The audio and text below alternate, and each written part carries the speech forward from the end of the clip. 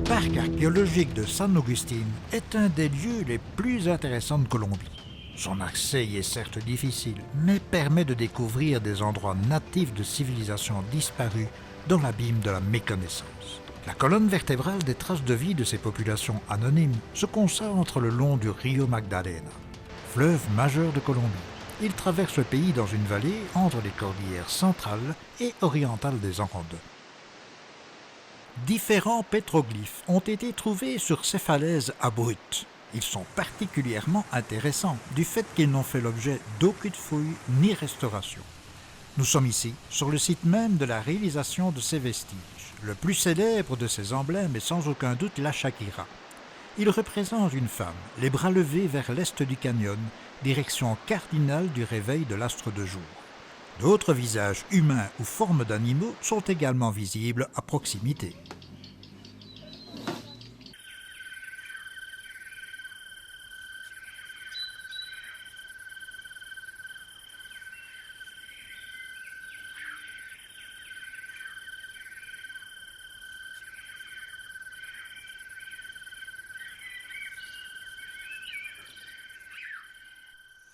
Peut-être on a des cultures natives en Amazonie qui utilisent des bâtons mais vides dedans et les frappent au parterre pour faire comme la musique, pour faire des rituels.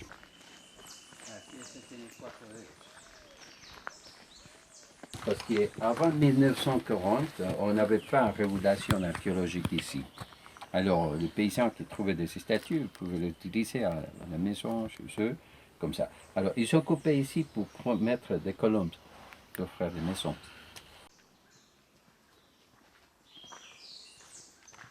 C'est là, c'est déjà abîmé, on ne peut pas bien regarder la figure que cette statue porte dans les mains. Le penseur, Oui. lorsque fait des autres fait de méditation.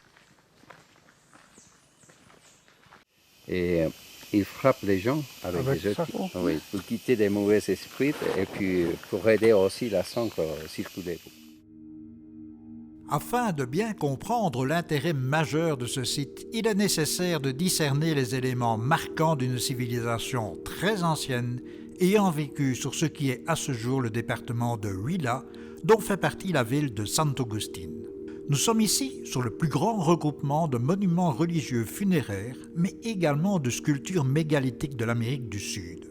Certaines pièces retrouvées ici sont datées de 3500 ans avant Jésus-Christ, soit plus de 5500 ans aujourd'hui.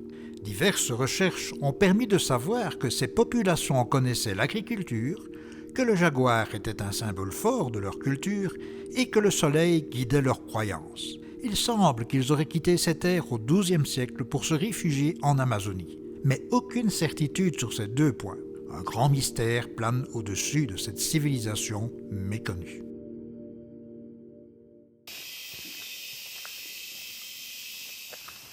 Alors, je dis que peut-être la plupart de la population de ces régions a été morte par des maladies des dents. Des enfants comme dans les bras. Qui portent des enfants. Il est très content, c'est très joli cela. Magnifique. Il est magnifique. L'expression, il est heureux.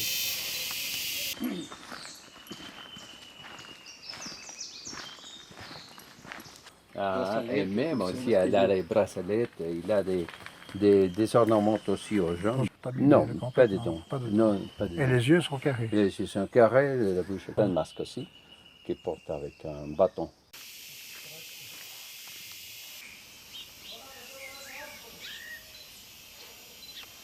Et si on regarde bien, c'est la peau d'un caïman qui a été coupée à la moitié, seulement de la peau, et pliée comme ça.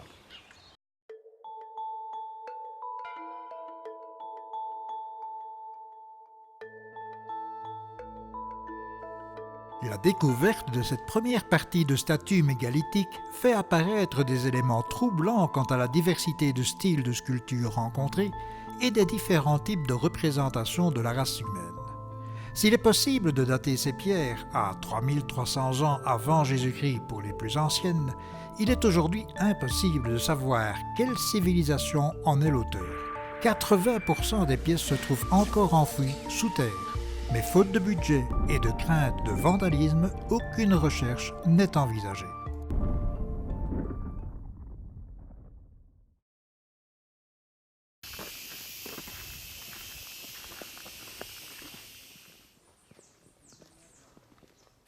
On peut faire une copie de cette cachette sexe et le coller et le mettre en eau. Ça va représenter la croix du Sud. En estas tumbas también se han encontrado regularmente herramientas que ellos utilizaron para trabajar la estatuaria, como son cinceles y buriles de piedra. También se han encontrado cerámicas u ollas que ellos utilizaron, algunas para enterramiento de segunda fase, otras como platos para ellos cocinar sus alimentos, y también en algunas se llegó a encontrar oro, aunque muy poco, pero sí se ha encontrado. Alors, ce schéma, il a quelque chose de spécial, c'est que c'était un schéma pour savoir si quelqu'un était en train d'arriver, parce que les pierres se bougent.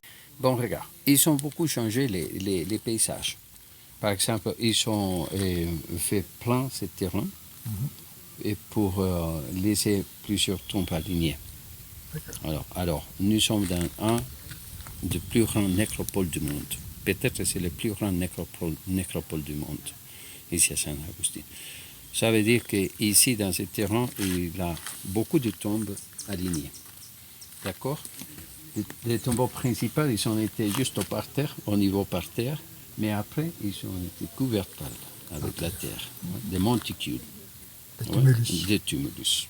Oui. Et puis les tumulus, il était jusqu'à 1,5 mètre, 2 mètres plus haut de la pierre qu'on regarde. Alors, ils ont été enterrés de plusieurs formes. Accouchés, allongés, et en position fétale, début, et puis assis.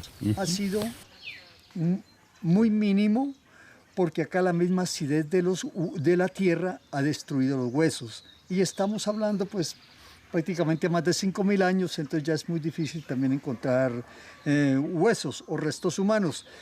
Pero por acá todavía hay mucha gente que acostumbra a lo que es la huaquería, de estar buscando, escarbando en la tierra, y muchos de ellos se encuentran en restos humanos, pero como ellos no le dan importancia ni saben el tratamiento que le deberían de dar a estos restos humanos, si lo encontrara un arqueólogo sería de mucha importancia porque se podría saber de otras dataciones.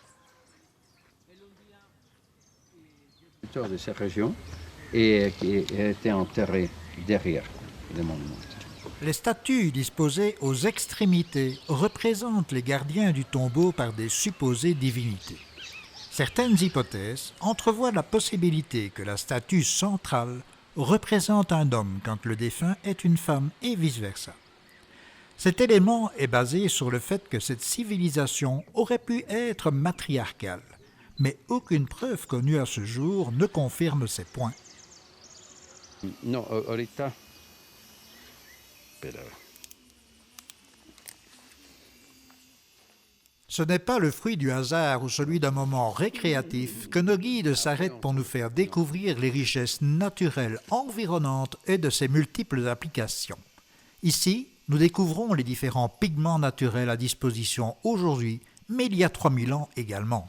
Et nous allons découvrir sur un autre site funéraire que ces anonymes des Andes savaient très bien les utiliser.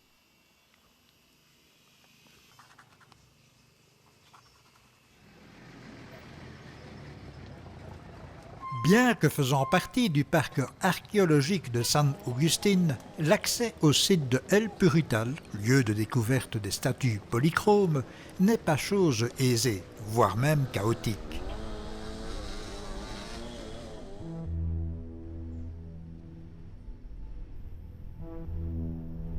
Certaines statues ont conservé leur couleur aux pigments naturels d'origine. Elles semblent mettre en scène un sacrifice humain avec deux personnages. L'un représentant un chef, voire un chaman ou un roi, armé d'une massue dans une main et de la tête d'un enfant dans l'autre.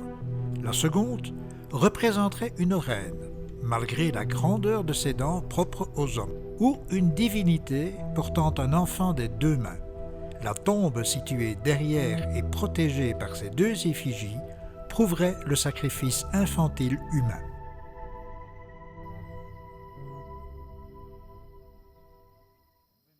La Messitacée est une subdivision de la complexité de l'ensemble des Messitas et elle correspond principalement à la période classique de l'an 0 à 900 de notre ère.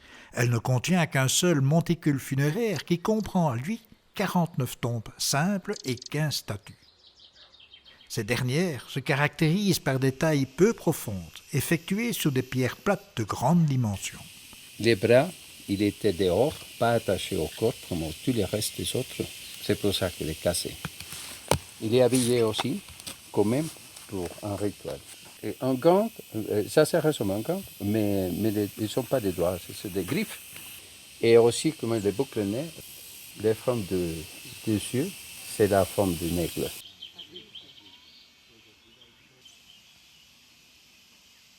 On ne sait pas pourquoi c'est pas bien fini, peut-être parce qu'il était cassé, ou peut-être parce que c'était autant de partir d'ici. Regarde, elle porte un masque aussi. Même la figure dessus, ça fait la figure d'un oiseau.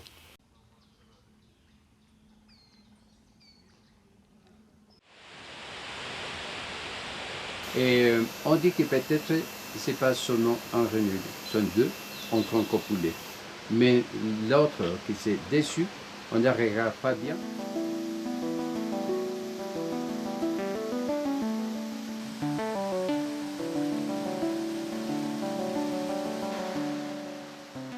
Ce site est une partie majeure des découvertes, car il s'agit d'un ensemble de plaques taillées dans le lit du torrent du même nom. Les canaux qui amènent l'eau aux trois bassins sont en forme de serpent et de lézard. On estime que cette source a pu avoir un rapport avec le culte qui était rendu à l'eau. Certaines hypothèses avancent une possibilité de bassin de sacrifice ou d'accouchement. Mais hélas, comme pour d'autres découvertes, ce ne sont toujours que des possibilités et pas de certitude.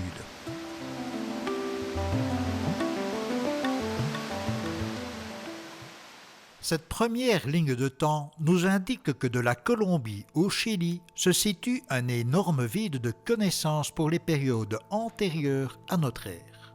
Afin de nous faire une idée sur les connaissances humaines à ces époques, il est bon d'opposer des bouleversements connus survenus sur le continent américain et aux mêmes périodes en Eurasie. De ce que les archéologues supposent actuellement, les origines de cette civilisation augustinienne antique auraient connu le néolithique et l'âge de bronze. Elle aurait vu son apogée et sa disparition au début de la période classique.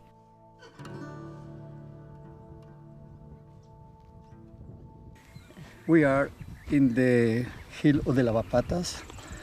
And this site is very special because there are a good energy. You can make meditation or yoga. It's very special this site, okay?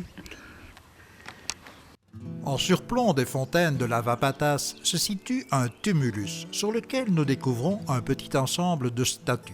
Les experts savent bien que des mystères sont ensevelis ici sous nos pieds, mais que ces secrets resteront encore longtemps préservés.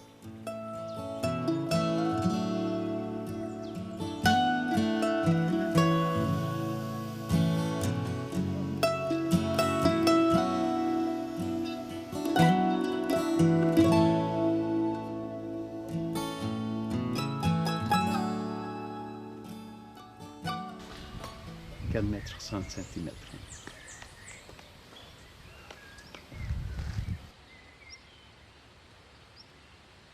The sculptures all time is looking for the sunrise. To the east. Yeah, to the east. So the All the that time. is the western. Yeah. All the time. The corn grains, right? And that is a mark of the water and lands. Wrong line, right? Yeah, so that's the mark. The brown color is the mark the water and land. Il était aligné avec le nez de l'autre personnage derrière. Alors, tous sont alignés à l'est. Alors, on a ici des gardiens. Et, si on regarde la position, c'est comme en position pour attaquer. Il est prêt pour se bouger. Et les mains sont humaines. Les gardiens à droite, ils marquent 9 taches, 9 lignes. Ça veut dire les tombes de la femme quand on saute. Oui. Et puis l'autre, 10 lignes, ça veut dire les 10 lunes qui prennent les 9 mois pour l'accouchement.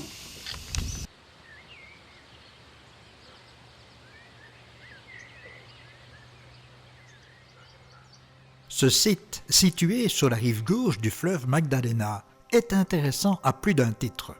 D'abord par sa forme en fer à cheval, réalisée artificiellement par l'excavation d'une montagne par son centre afin d'obtenir ce tracé. Ensuite, parce que nous sommes ici en présence de monuments allant de l'an 1000 avant Jésus-Christ au 8e siècle après Jésus-Christ. Nous pouvons y admirer des statues funéraires d'une très grande précision réalisées dans de la pierre volcanique ainsi que d'impressionnants tombeaux, actuellement au nombre de 37. Es una representación de una mujer. El primer investigador que la menciona fue el señor Pérez de Barrada, esencialmente en 1956. La figura aproximadamente mide 5 metros con 20 y pesa 6 toneladas.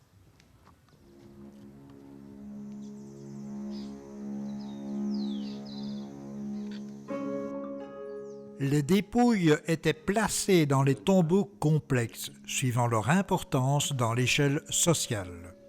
Les plus hauts rangs étaient ensevelis dans des sarcophages de pierre situés à l'arrière d'une galerie de portiques protégée par un ou plusieurs gardiens à son entrée. Parfois, une salle latérale permettait de déposer des offrandes ou des objets. Sur les pierres de ces corridors, des traces de dessins géométriques polychromiques ont été découverts, mais aucune signification de ceux-ci n'a été publiée à ce jour.